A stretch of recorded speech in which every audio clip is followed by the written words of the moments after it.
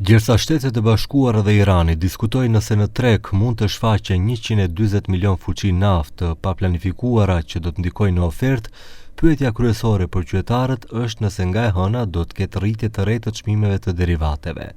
Sipas llogaritjeve fillestare, bazuar në metodologjinë e Komisionit Rregullator të Energjetikës, goditja më e madhe e çmimit ka ndodhur nga 9 deri më 13 mars, që do të thotë se gjatë javës së fundit, natën midis 16 dhe 17 marsit, kemi udhëtuar me derivatet më të shtrejta.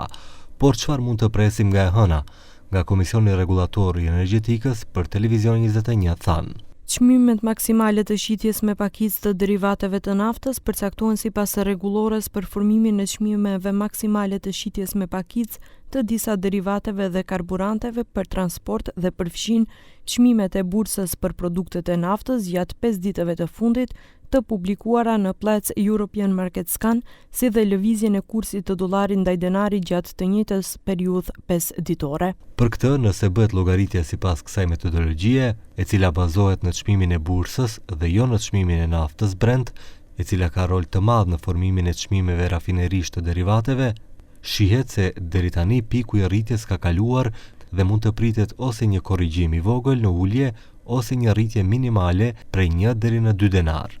Gjatë periudhës së fundit, dizeli në Maqedoni është rrituar më shumë se benzini. Arsyeja është se çmimi i dizelit në tregun evropian formohet veçmas nga i benzinës dhe shpesh reagon më fort gjatë shqetësimeve të furnizimit. Kjo është për shkak se dizeli përdoret gjithësisht në transport dhe industri, duke përfshirë transportin e mallrave, mekanizmin bujqësor, makineritë e ndërtimit dhe disa procese prodhuese. Për shkak të kësaj strukture të kërkesës, çmimi i tij në bursë mund të rritet më shpejt se ai i benzinës, çka pasqyrohet më pas edhe në çmimet vendase.